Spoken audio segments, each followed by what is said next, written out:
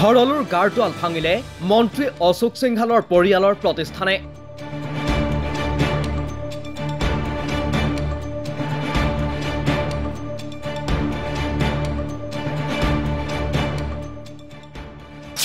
ভৰলুৰ আধা অংশ মাটিৰে পুতি নিৰ্মাণ কাৰ্য চলাইছে প্ৰত্যেকে।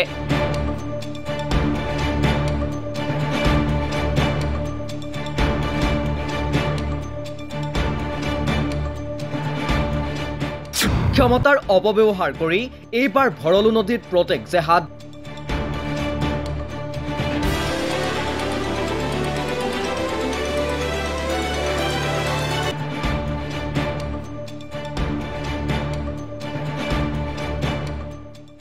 মুখ্যমন্ত্ৰী মহোদয়, মন্ত্ৰী অশোক সিংহালে এয়া ক্ষমতাৰ অপব্যৱহাৰ কৰা নাইনে?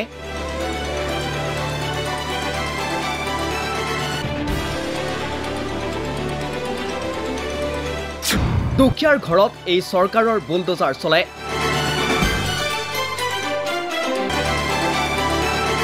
বুলডোজাৰ চলিবনে প্ৰত্যেকৰ এনে নিৰ্মাণ কাৰ্যত?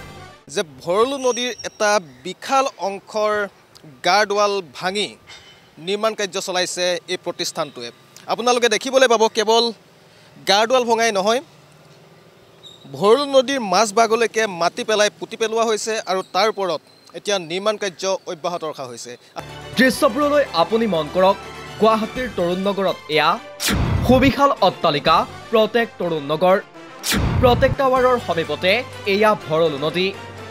কিন্তু চাওক মন্ত্ৰী অশোক সিংহালৰ পৰিয়ালৰ প্ৰতিষ্ঠানৰ ক্ষমতা। ভৰলু নদীৰ গাৰদুৱাল ভাঙি আৰু ভৰলু নদীৰ মাজভাগলৈকে মাটিৰে পুতি এতিয়া নিৰ্মাণ কাৰ্য চলাইছে মন্ত্ৰী অশোক সিংহালৰ প্ৰতিষ্ঠানে।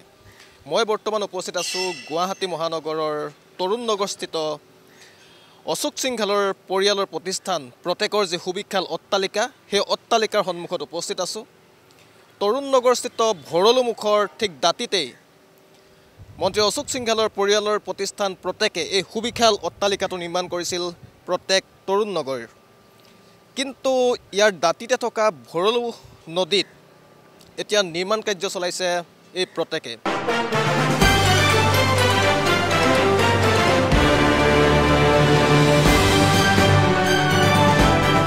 ভৰলু নদীৰ গাৰদুৱাল ভাঙি মন্ত্ৰী অশোক সিংহালৰ পৰিয়ালৰ প্ৰতিষ্ঠানে চলাইছে নিৰ্মাণ কাৰ্য।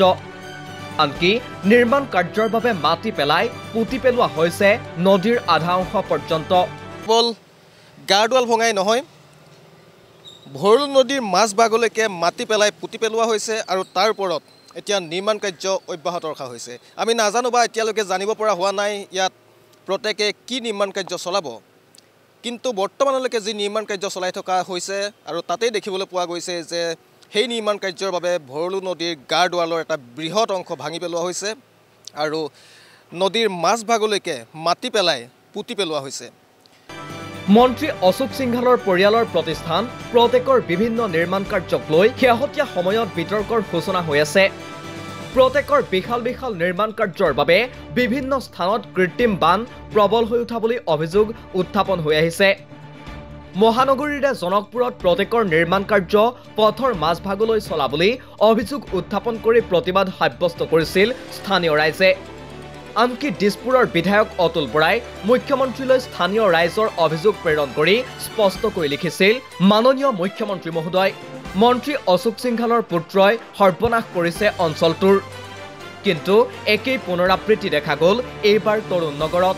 কৃত্ৰিম বানৰ বাবে মুখ্যমন্ত্ৰী হিমন্ত বিশ্ব শৰ্মাই খুদ USTMৰ দৰে প্ৰতিষ্ঠানক ককৰ্থনা কৰি আহিছে, জগৰীয়া কৰি আহিছে। সেই সময়ত কিন্তু মন্ত্ৰী অশোক সিংহালৰ দৰে প্ৰভাৱশালী নেতাৰ বা প্ৰভাৱশালী ব্যৱসায়ীৰ গুৱাহাটীৰ বিভিন্ন স্থানত থকা অট্টালিকাসমূহেও গুৱাহাটীত কৃত্ৰিম বান সৃষ্টি কৰা বুলি সৰ্বসাধাৰণ নাগৰিকেও অভিযোগ উত্থাপন কৰি আহিছে।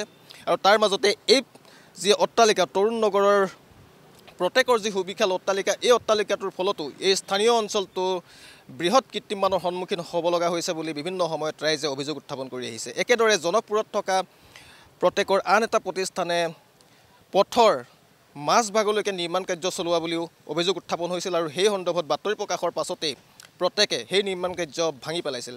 কিন্তু তাৰ পিছত পুনৰবাৰ তৰুণ নগৰস্থিত প্ৰত্যেকৰ অট্টালিকাৰ সন্মুখত এই ধৰণে ভৰলু নদীৰ বৃহৎ অংশৰ এটা গাৰদুৱাল ভাঙি পেলাই নদীৰ মাজভাগলৈকে মাটিৰে পুতি তেওঁলোকে নিৰ্মাণ কাৰ্য অব্যাহত ৰাখিছে।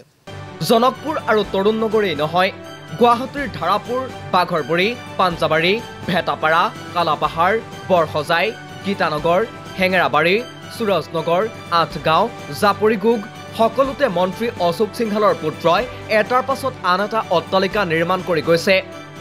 এই আটাইবোৰ অট্টালিকা নিৰ্মাণৰ অনুমতিও প্ৰদান কৰিব খুদ গুৱাহাটী উন্নয়ন দপ্তৰৰ মন্ত্ৰী অশোক সিংহালে। তাৰে পৰিপ্ৰেক্ষিতত এতিয়া প্ৰশ্ন উত্থাপন হৈছে, ব্যক্তিগত নিৰ্মাণৰ স্বাৰ্থত কোনোবাই নদীৰ গাৰ্ডৱালত হাত দিব পাৰিবনে? ভৰলুৰ অৰ্ধেক অংশ মাটিৰে পুতি পেলাব? এনে নিৰ্মাণ কাৰ্য বৈধ হ'ব পাৰে জানো? যদিহে এই নিৰ্মাণ কাৰ্য অবৈধ, তেন্তে এয়া মন্ত্ৰী অশোক সিংহালৰ ক্ষমতাৰ অপব্যৱহাৰ নহয়নে? নিউজ ডেস্ক ৰিপোৰ্ট, দি ক্ৰছ কাৰেণ্ট।